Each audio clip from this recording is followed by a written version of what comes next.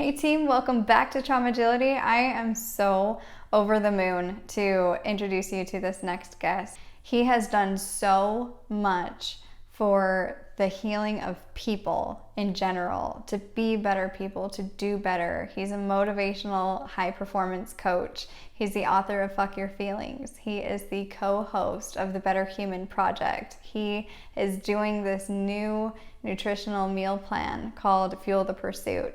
So without further ado, thank you, Ryan Munsey, for being on this podcast.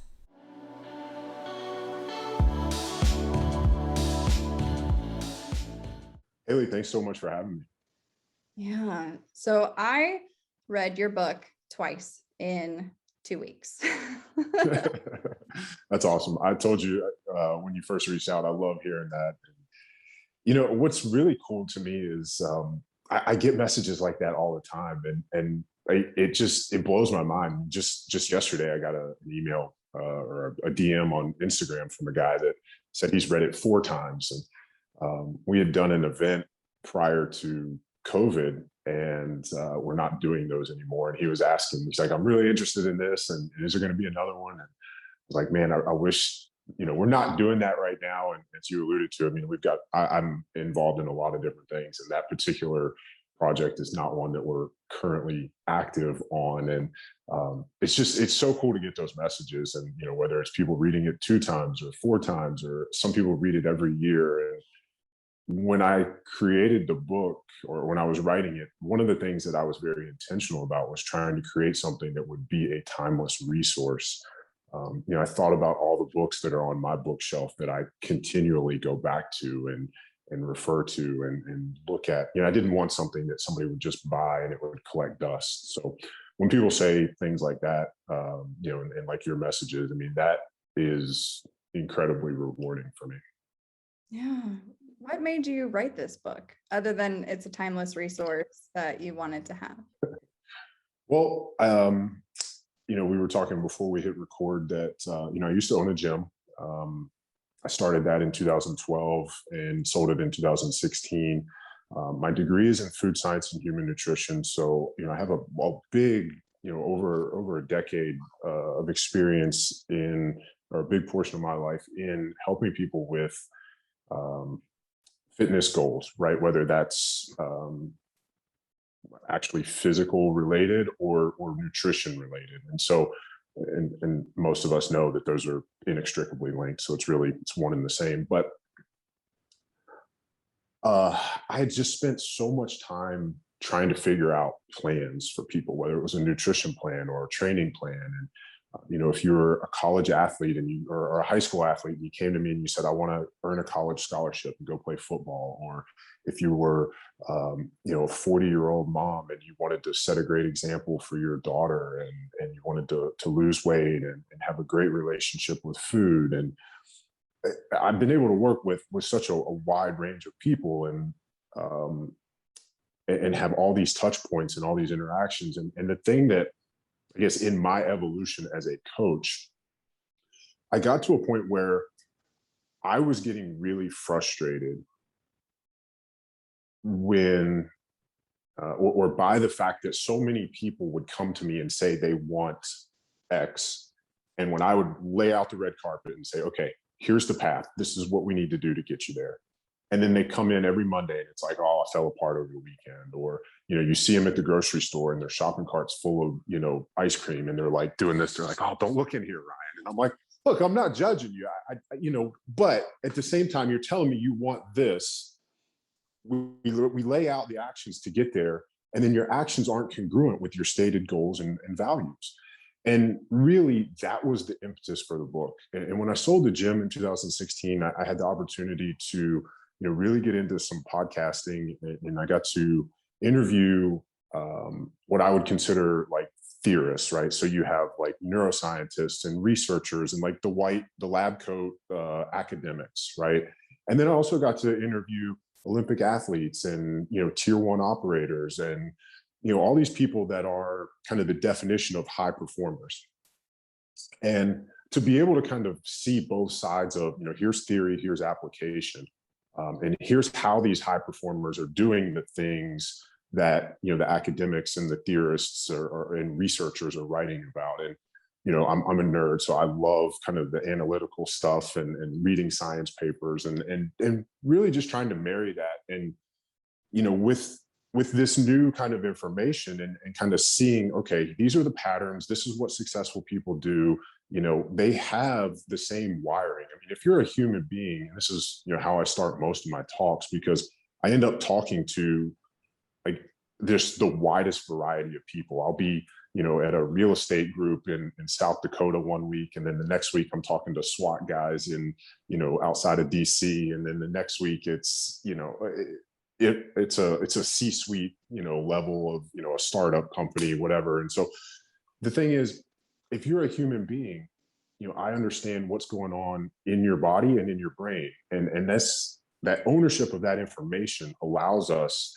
to, regardless of your pursuit, if you're a human being, we know what's going on. And so if we can get into those kind of governing dynamics, and take this user's manual and give it to you and explain to you, this is what's going on. It doesn't matter if you're a combat veteran or if you're, a mom going through, whatever. You're a human being. This is how your operating system works. And so that was really the impetus for the book, was to be able to put something out that would allow people to more closely align their actions, their choices with those values and goals. Like I said, I got tired of saying, you know, I don't care about the programming anymore. It's the strength coach in me will always find that fascinating. And I'll always love looking at, how we can, play with rep schemes and rate of force production and explosiveness and building an aerobic base and all that stuff, blah, blah, blah. But if you don't do it and you don't do all the other things that you're supposed to do to be a high performer, to be successful, it doesn't matter. And so that's, like I said, the evolution of my coaching was more into choices outside of those sessions, as opposed to, how to make the perfect session or the perfect meal. I love what you said in your book, and you're like, if you don't want to eat these 4 things, don't fucking buy them. And it's like, Yeah. it's so true. Yeah. Don't have them in your pantry if you're not wanting to eat them. And if you buy them, if they're in your house, you're eventually going to eat them, right? So, and that's actually, I mean, that's a true, like, that actually happened. One of the members of our gym came to me, and this girl was amazing. Like, her work ethic and the way she would push in the gym was incredible, and she was making so much progress in the strength side of things and her athleticism. And she was a runner, and she was somebody that used to, I mean, she admitted to me, she's like, I used to hate gym class. I used to skip gym class when I was in school. Like, she wasn't an athlete growing up, and now she was just falling in love with the progress and the strength side of things and numbers. And she was, I mean, she was a beast, but she wasn't getting the weight loss and kind of the, we're all like, we want to look a certain way, we want to feel great in our clothes, and she wasn't getting that side of the progress. And we had the conversation one day, and she's like, man, I keep eating Oreos. And I'm like, well, I'm not going to say her name, but it's like, why are you, how is this happening? She's like, well, they're at home. And I know that she lives by herself, right? So it's one thing, like, if you're a mom or you're a dad and you've got kids, and that's a whole other conversation. But I knew she lived by herself. And I'm like, look, why are you buying these Oreos? And she's like, well, I don't know, I saw a new flavor, or I follow, this account on Instagram and they post all the new flavors. I'm like, okay, first of all, stop following these accounts, stop looking at this stuff, stop romanticizing it. But also, like you just pointed out, stop buying it. The moment that you decide to buy it at the store, you have decided that at some point you will eat it. It's the only reason you bought it, right? You didn't buy it so that you could sit at home and, try to, exert willpower and not eat it.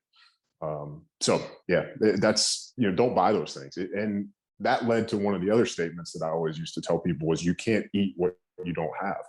And that works for both the foods that we want to get away from, but also, if you're trying to follow a meal plan and you don't prepare and you don't have those foods, good luck eating them. It's not going to happen.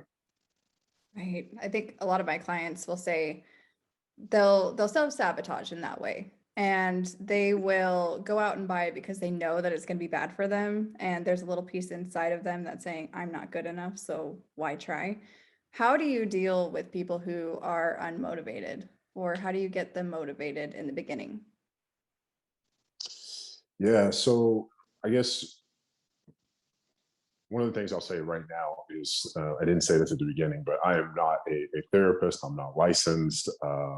This is just from experience and reading and learning. But as far as motivation, I mean, I think this is something that is in the book quite a bit. But just like this conversation with the Oreos, it's not about willpower and it's not about motivation.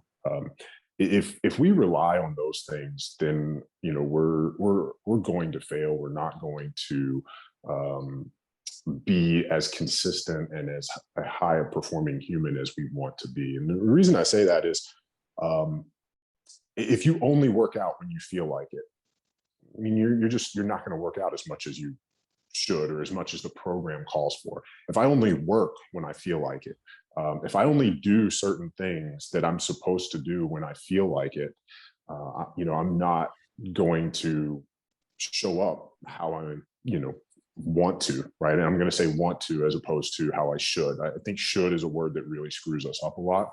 So I'm going to try to avoid that. But and if we tie it back and say, again, like language is so critical. So I'm very careful with the words that I use and the way that, I try to teach people to control or to think about their own inner dialogue. Right. And so, when I say show up the way I want to, I mean, show up. And when we say when I want to, now we're starting to think about, well, who do I want to be and how do I want to move through the world? And, how do I want to be remembered? And what kind of father do I want to be to my kids? What kind of husband do I want to be to my wife? Now you start to identify how your actions are going to affect others. If you're thinking about how you'll be remembered, now we're talking legacy, and these are things that kind of transcend what I'll call a state, right? And so if we go back to some of the beginning of the book, it's fuck your feelings for a number of reasons as the title. One is, we got to make people stop when you see it on the bookshelf, right? The neuroscience of high performance was going to scare people away. Nobody was going to pick that up and read it. I would have read it, but I'm a nerd. Other than nerds like us, right? And so a couple other reasons, one is, I mean, that's self-talk. That's how I talk to myself, right? If I'm 40 minutes into a 60-minute workout that I just want to quit, I'm like, no, like I'm not bailing on this. I'm not gonna, I would know that I quit. Maybe nobody else would know, but I would know. So, fuck your feelings, do what you're supposed to do and get through this. But another reason is that, and I'll kind of skip some of this, but there's a researcher, cognitive neuroscientist named Antonio Damasio, but he discovered that about 95% of our decisions are made based on how we feel. And we don't have to get into the science of that right now, but that is an alarming statistic, right? And whether it's 95 or 90 or even 85%, even if it's 80%, it doesn't matter what the actual percentage is.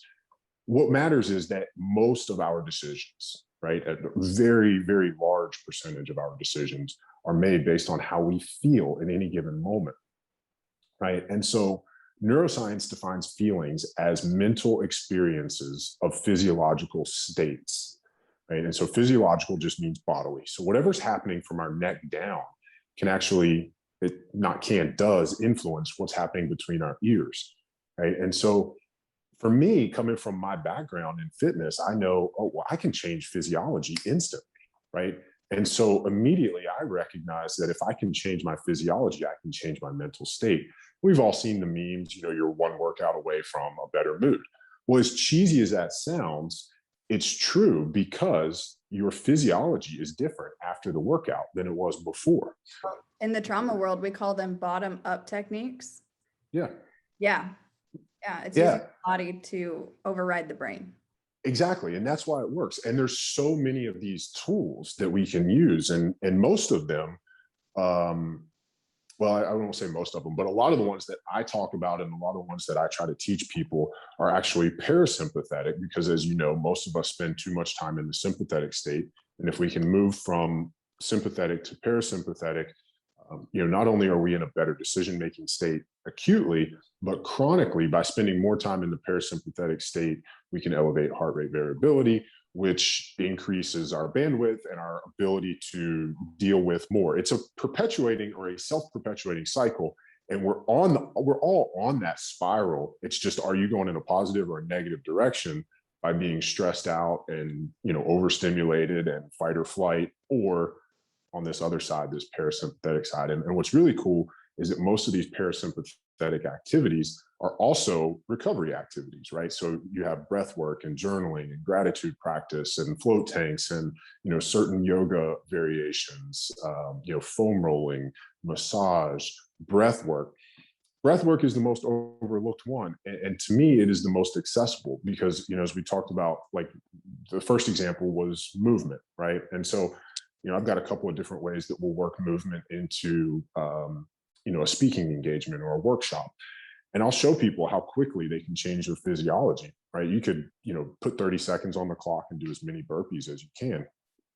Your physiology will be different in 30 seconds, and so will your mental state. But if you have a middle seat on an airplane, or if you're stuck in rush hour traffic, good luck doing 30 seconds of burpees, right?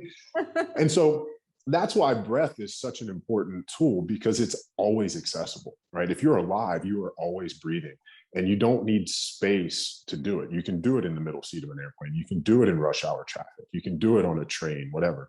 And so we'll teach a lot of the techniques where the exhale is longer than the inhale, so that you're getting the parasympathetic activation.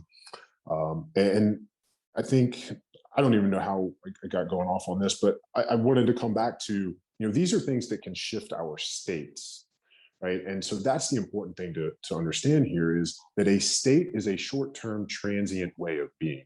The state that you are in as you listen to this podcast is not the state that you will be in 3 hours or in 3 days or in 3 weeks.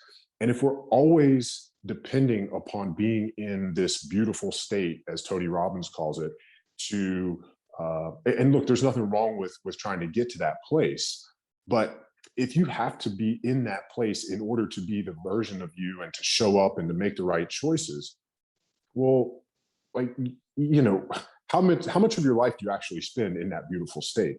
Now, I would argue that, part of the work that we all do is to try to spend more time in that place. But I want you as a high performer to be like any other high performer, in the sense that we would use, like, so a Navy SEAL or a Michael Jordan. They are state independent in terms of their performance. And the perfect example that most basketball fans or sports fans will remember is the flu game for Michael Jordan, right?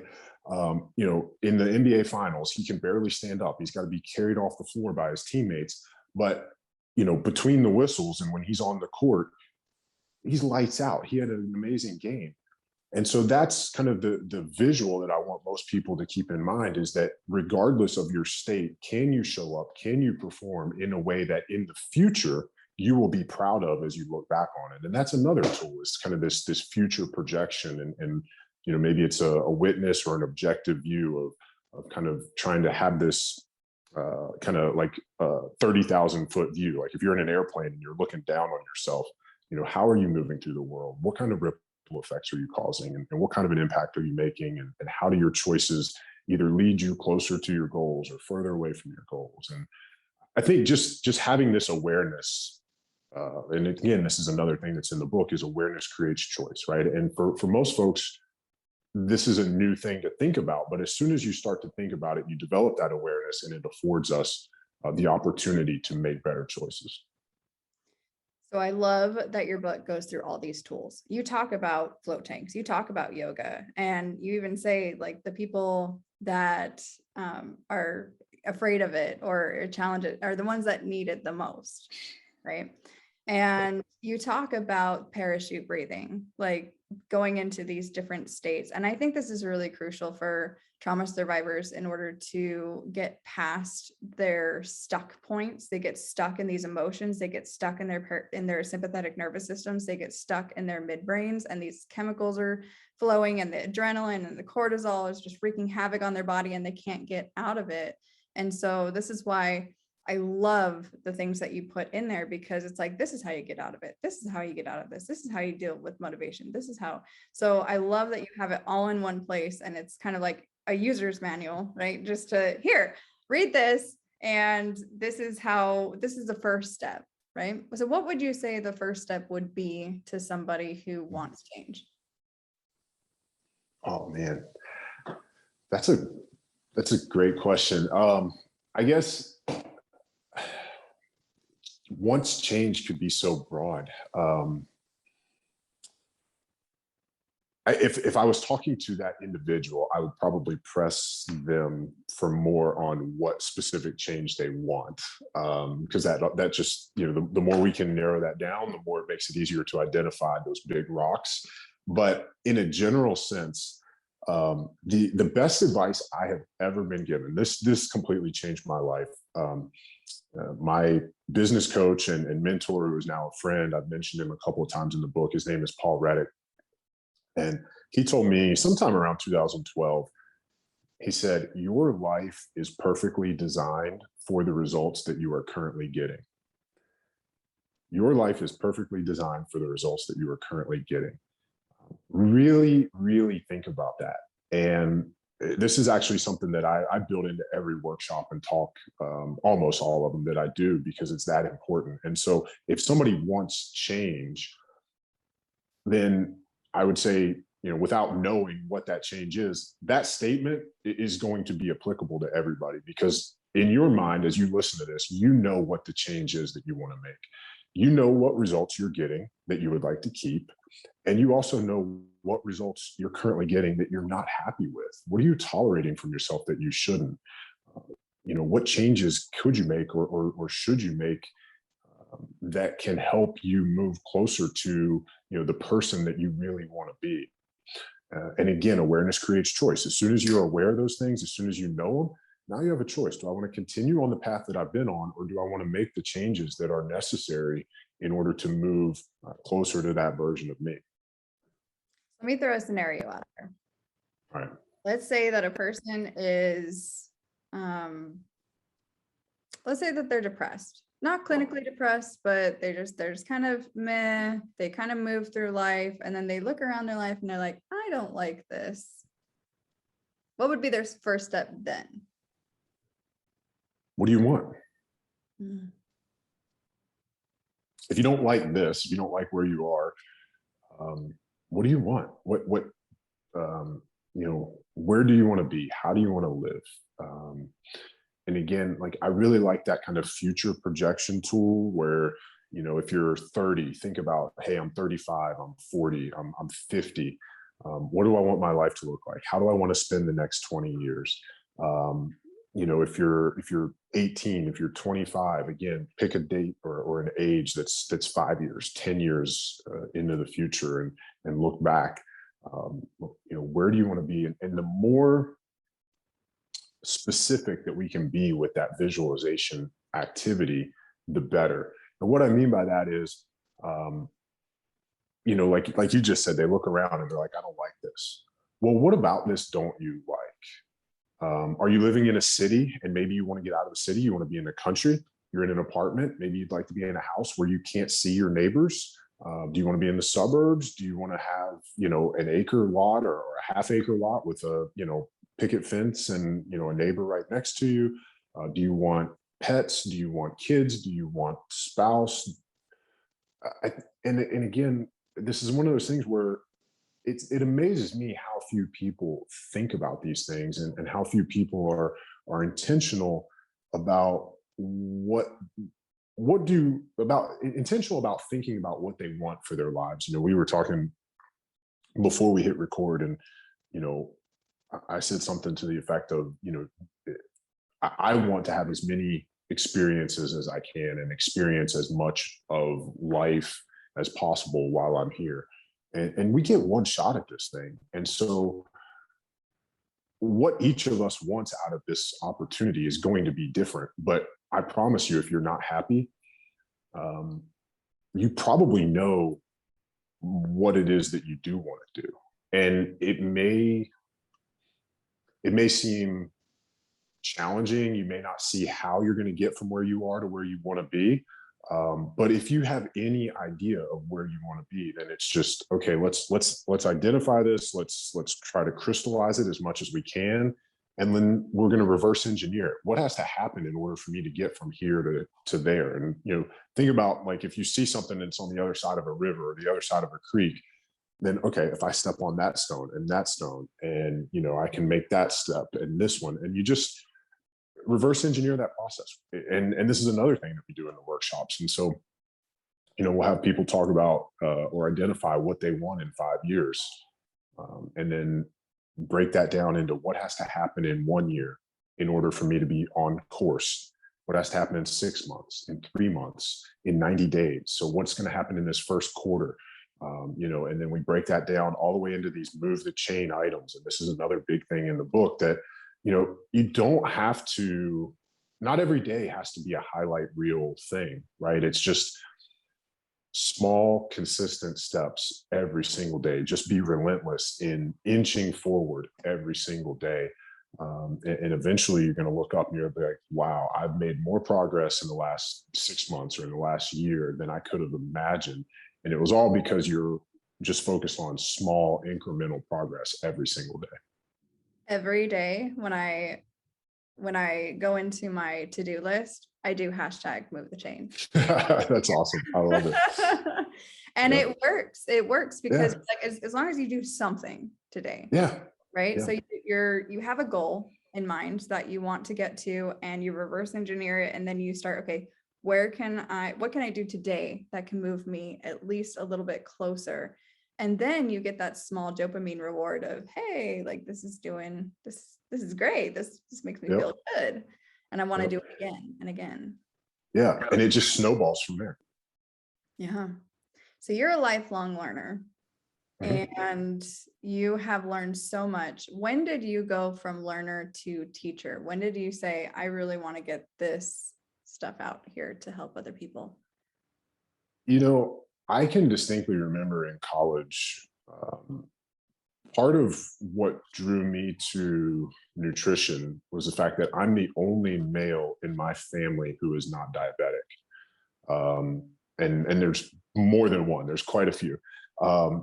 And, I came from a family that, if you ask my parents, they would say we ate well, but it was typical, standard American diet. And they did the best that they knew to do. Right. And when I was in college, the nutrition curriculum was at odds with what we were taught in the science classes. And had I done an internship after school, I would have become a registered dietitian. I did not want to do that because, like I said, all the nutrition specific courses, this was like, whatever it was back then, my food plate or my pyramid or whatever. I think we had the pyramid, but it's garbage, right? And I mean, one example of this was we took a class called medical nutrition therapy, MNT, and for the standard planning of a diet, you fed a person 60% of their calories from carbohydrates. If somebody was diabetic, which means they don't process carbs properly, the solution from a medical nutrition therapy standpoint was to reduce their carbohydrates, wait for it, from 60% of their calories to 50% of their calories.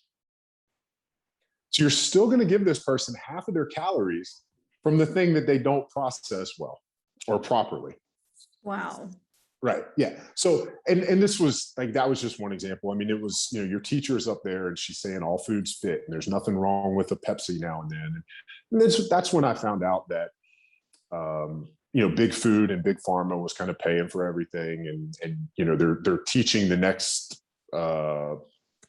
next generation of the orthodoxy to kind of keep this machine rolling. And I just didn't, all lies. Yeah. And I didn't want to be a part of that. And as I was learning and kind of seeing this and kind of having my eyes open to what was going on and how, folks like my parents and, like I said, I can't help it when I'm in a grocery store. I see what's in other people's carts, and I just want to grab them by the shoulders and be like, please let me tell you what I know. And so, I mean, it was as far back as being in college, I wanted to get that information out. And so, everything that I have done since then has in some way been teacher or coach, while also, continuing to learn and be taught and coached. So you're doing a new project called Field of Pursuit, right? Yeah. Tell me a little bit about that. Yeah. So, I grew up in Virginia, hunting and fishing, and met a friend named Mike Lum who lives in Montana. He's a fishing guide in Montana. And we were on the phone, and he was like, man, it's like, if you ever want to come out here and go hunting or fishing, just let me know. This was like 2018, maybe 19. The first year I went hunting was 19. So the call had to have been in 18. And I was like, man, I've been wanting to go out west and hunt my whole life. I just didn't know how to make it happen.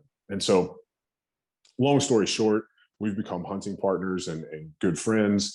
And while on these backpacking trips, you're living out of a backpack, and you've got to carry or find water. You've got to carry all your food, and the foods that are available. He and I both have extremely high standards with what we'll put into our bodies, and so the foods that are kind of commercially available are not up to our standards. And so, we kind of joked for years about, hey, we should start our own company, and we should make our own stuff, and we're doing it. So we tried to start last year with some events, but then COVID canceled things, and so we've got an online side of that maybe in about 2 months, depending on when this airs, the online side will be rolling.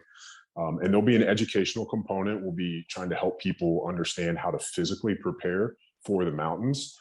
And that part is really special to me because as somebody coming from the East Coast and sea level, and yeah, I've got the Appalachian Trail literally 10, 15 minutes from my house, but it is nothing like the Rocky Mountains.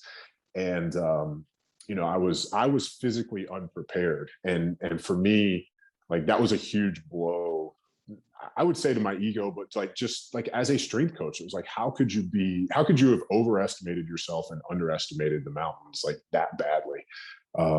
And so, the geek in me, all kinds of breath work to increase your CO2 threshold and prepare for altitude, and building an aerobic base, and just everything on the physical side. And then of course the nutrition side. And then we have a mindset component to it. And then we'll also be working on, in our mind, the world's healthiest and best tasting freeze-dried meals. We just got approval from the health department last Friday. We're waiting on an on-site inspection. And then as soon as we have that, we have the green light to actually, scale and produce the food and get it rolling. So hopefully, and when I say best, I mean, this is Mike is a chef. He is the best cook that I've ever, his food is amazing. And we've had samples for friends to try. And literally people try these freeze-dried meals and they're like, I would reheat this, put it in a dish, and serve it to dinner guests at my house and tell them I cooked it. It's that good. And it's all pasture-raised, organic meats, local, everything is organic, even the spices. I mean, it might also be the most expensive freeze-dried meal you ever buy, but I promise you it will be better than most of the stuff that you could buy at Whole Foods. A lot of my clients say, well, eating healthy is so expensive. Really? I want you to take out your last month's statement and highlight all the things that you have spent on food, every transaction, and then look at your receipts. What did you buy in the store? And I'm pretty sure that eating healthy is really not that much more expensive than the junk food, the Oreos, the Twinkies, all the stuff that is just not good for you. And I think it's really important too for nutrition and mental health because of your gut biome. And so mental health is health. And if you eat crappy foods, you're going to feel crappy, especially the empty sugars. that just Yep. do nothing for you except for make you more hungry? Yeah, I mean, you touched on the, kind of the gut brain connection. I mean, there's the impact on joints, brain fog. I mean, all these foods that we're putting into our body, it's not just calories; it's chemical information. We have hormone signaling going on, and there's an epigenetic component to that. And you have a genetic predisposition for, in my case, Alzheimer's and diabetes. And if I ate the way that everybody in my family who is older than me eats, I will probably be a diabetic with Alzheimer's.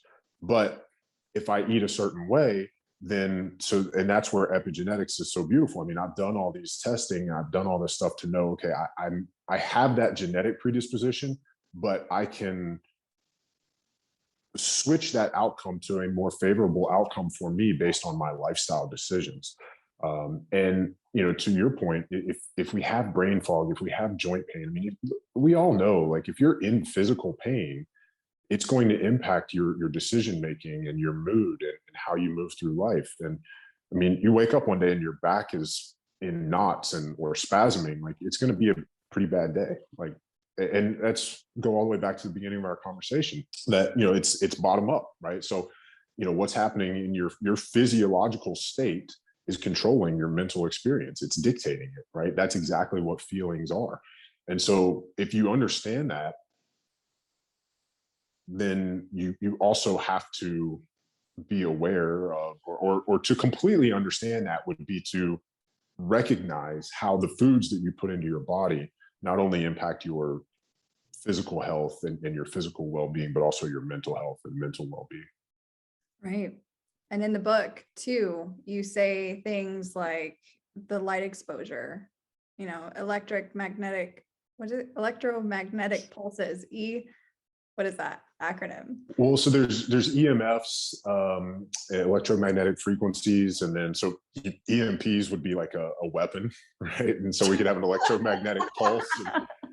But I mean, it's the same thing. It's a pulse that overloads the system, and that would be, you could overload the grid and it would shut down, and then you'd have no power. And so, yeah. But yeah, I mean, these things are out there. I mean, we are electromagnetic beings, right? It's the same reason that, like, the clear and you shock people and then come back to life. Like, you can restart the heart. It is electric. That. So it's not like this woo-woo esoteric kind of thing. Like, it's like we are electromagnetic beings, and so we are impacted and influenced by those. We have cells in our eyes that are receptors. And we talk about, like, light exposure, and I'm sure at this point everybody has heard about blue light, and how the number one source of blue light in our lives are the screens. And TV probably isn't that bad, because it's not like your face is 6 inches away from a TV. If you're sitting on a couch and you're watching TV after dark and it's 10 feet away, yeah, you're going to get some blue light exposure, but it's not like blue light was like a thing 20 years ago, right? Not like it is now. And it's because of our relationship with our screens, whether it's phones or computers. And generally those are much closer, and they're brighter, and we're on them all the time. I saw something a couple of weeks ago where the average American spends over 4 hours a day on their phone. And I forget the exact number, but they pick it up like every, I don't know, I think it was like every 16 minutes or something, or maybe it was even more than that. I don't know. But I mean, it's ridiculous. But I mean, I'm definitely not saying that we have to go back to the Stone Ages and move away from this technology. I mean, I'm using my phone right now for this, but that thing that we keep in our pocket literally allows us to access every piece of information that humans have ever known. I mean, it's pretty amazing, and who you can connect with and talk to. And it does afford us some amazing opportunities. We need to understand that our current lives are at odds with our biology. And that's from a food standpoint, it's from a light standpoint, from a, comfort standpoint. There's a lot of, sedentary lifestyle. I mean, a lot of these things. And I've actually heard it discussed recently as modernity, like as in modern modernity is, what's ruining our, health. And I don't know how much of that, it's somebody else's word and phrasing. So we'll leave it there. I've always said, our current our current lives are at odds with our biology. I believe that, especially from a trauma standpoint, because trauma is stored in our cells.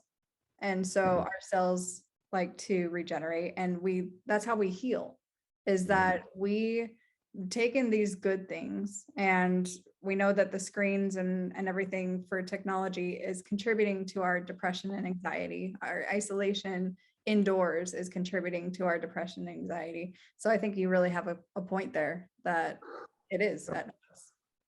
Well, and isn't it interesting that, this phone or computer, this technology that allows us to connect with more people than we've ever connected with, is also the thing that isolates us, right? Because like you just said, you're going to be inside using it and maybe alone. And I think this last year and a half it has definitely accelerated a lot of those issues, right? Because, forced, lockdowns and kind of people being afraid of other people, and, oh my God, don't get me sick, so I'm not going out, I'm not going to be around other people. I mean, I think it has really accelerated, some of those, fears and behaviors. And it's definitely something that we have to be vigilant over. Right. And the connectivity too, of you can't connect with a person through pheromones and through brain waves through a screen. No. You can't connect to a person and read their body language really well through a screen. And so you really have to be in close. But then there's that question of like, well, get me sick and blah, blah, blah, and anxiety and there's a lot going on right now. And I feel like the whole world is in a state of experiencing trauma to some certain degree. And when I say trauma, I don't mean like 9/11, rape, war. Like trauma is trauma is trauma is trauma. And there's different levels of intensity of it. And I think that we all deal with it on some sort of level, and how we get through it, and and it's always this like fine balance, and life is never linear ever. It more goes like this, the better that we can come up with a plan, like you said, and to learn the coping skills that we need to learn, because we don't learn this in school. I've never had a mental health class. I've never had, a macro class to teach me how to deal with my diet, other than, that pyramid that you were talking about. And I'm like, well, right. Yeah. Right. 6 to 11 servings of grains and bread every day. Grain brain is a thing for me. And my ADHD is so bad after I eat bread. So bad. It's already bad now, but I always tell people, if I want to feel stupid, I'll just eat gluten. And look, I know like that's kind of like a buzzword and a trigger for a lot of people, but if you have never eliminated gluten from your diet for 30 days, do it, and then reintroduce it and see.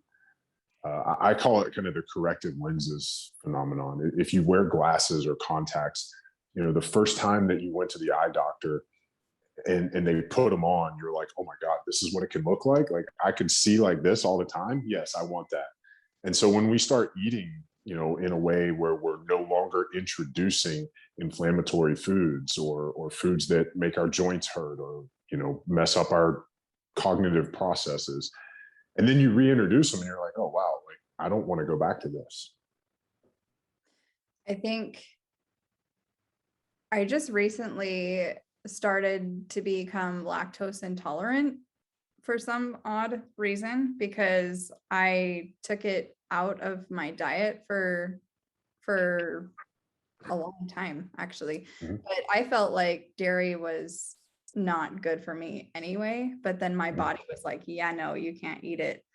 at all. And I'm starting to feel that way with gluten. And I feel like a lot of other people are starting to feel that way with gluten too. I don't know if they're doing something to it or what, but gluten intolerance is getting more common these days. I think people are just doing that self experiment, like I just said, and they're realizing like you don't. It's kind of like you said earlier, like things are on a spectrum, right? And maybe I don't have full blown celiac disease.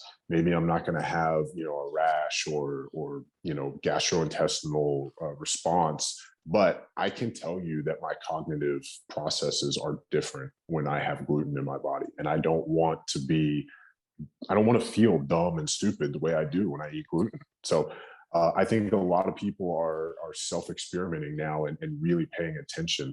And just like you said with dairy, I mean, one thing that jumps out to me with that is it may or may not be the lactose. A lot of people have an issue with casein, which is one of the proteins that's in milk. Milk is part whey and part casein protein, and a lot of people have issues with casein. So it may or may not be the lactose, but I'm writing this down. um, You are a wealth of knowledge. Like you're just a well. And that is directly attributed to the time that you have spent learning all this stuff. yeah, well, I don't know. I mean, like I said, I'm a nerd. I love reading. I love learning this stuff. And I mean, especially on the nutrition side, I mean, I do have a degree in it. And, I've been learning and reading on my own, even outside of, school. And I mean, I always joked with people that I learned more about nutrition from the internet than I did in school. And that's because of what I said earlier about those nutrition classes. And I was the kid in the back of the class that, I'd be cracking open a can of tuna and putting some avocado in it. Everybody in front of me turns around and they're like, "Oh my God, can't you wait until after class?" And I'm like, I don't care if it smells bad. Like I'm hungry and I'm going to eat this. And, my teacher's up there, she'll say something and I'll call BS on it. And they'll be like, "Just shut up." As the top 3 worst office smells on the planet is fish. And I think the other 2 are like Brussels sprouts and hard-boiled eggs. Yeah. That would be me. I would be that guy that like nobody would want to be in the office with me. Wonderful. That guy. Yep. Yeah. So what kind of success stories have you seen from the people that you have either worked with, or anybody reached out to you and was like, "Yeah, this really helped me well here"? I get a lot of messages about things that are helpful. People having read the book, and when it's a message about the book, it's a little vague, right? It'll just say like the book helped me. So I don't really know what part of the book helped some of these folks, but when you phrase the question, you prep me for this before we hit record, and I think the way you phrased it was like the best or the biggest success story. And that's really, it's hard for me to say which one is the best.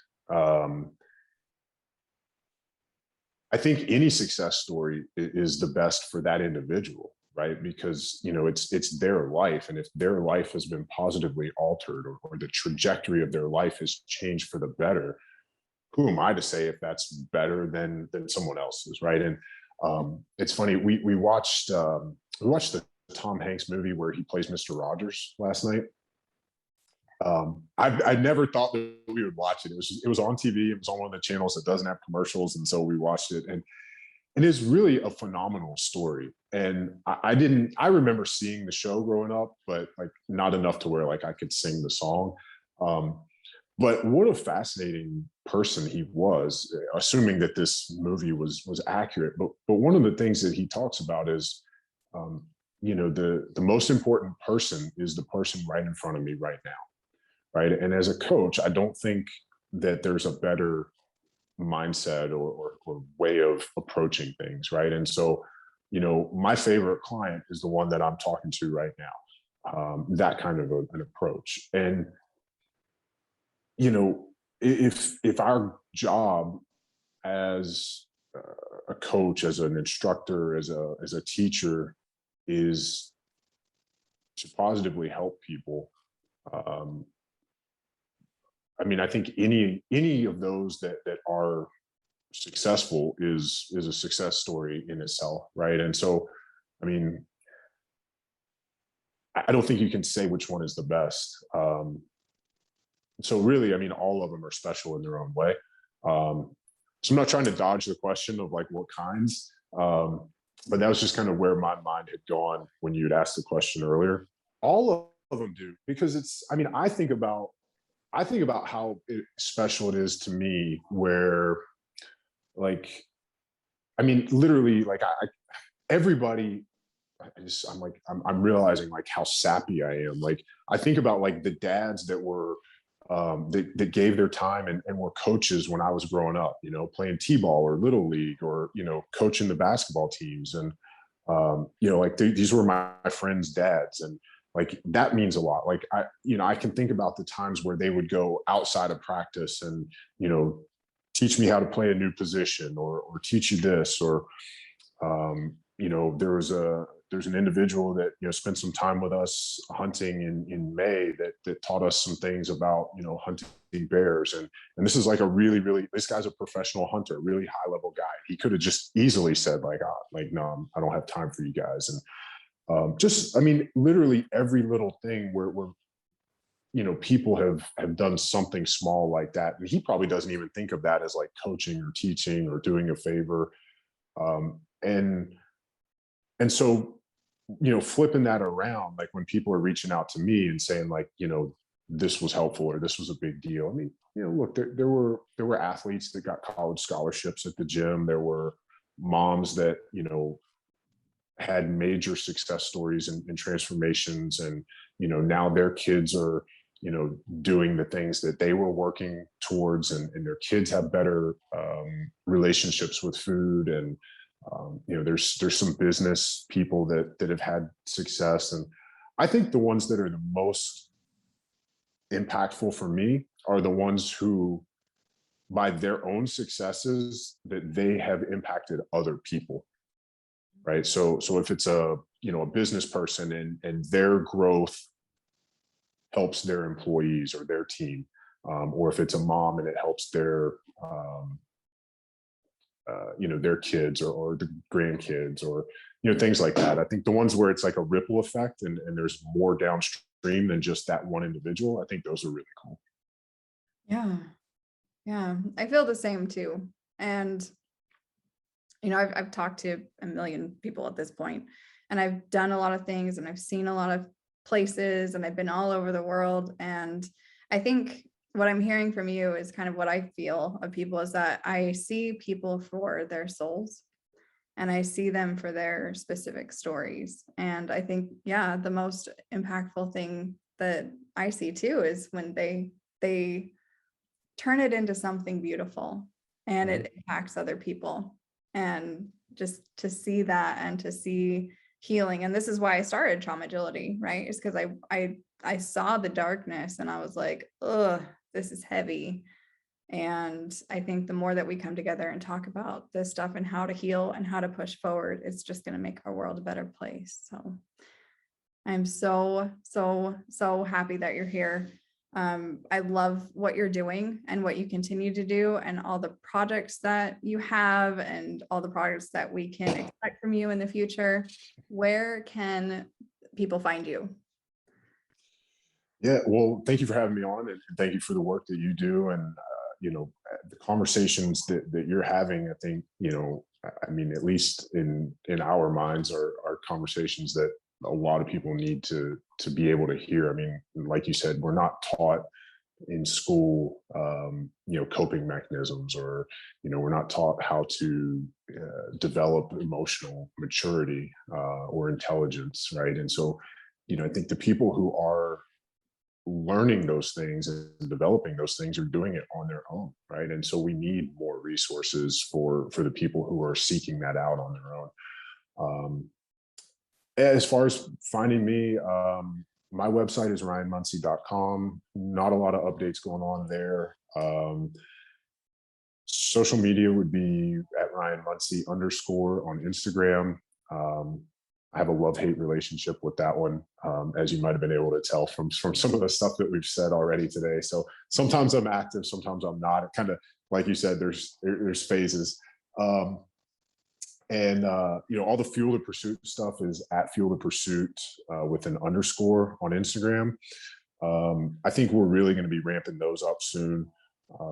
And so that'll probably be kind of the main place of activity there. But I mean, like I said, you can always get me at Ryan Munsey as well. And that's kind of things that are, not just Fuel to Pursuit. That would kind of be like the central hub for everything. Okay. Thank you so much. Yep. Haley, thanks for having me.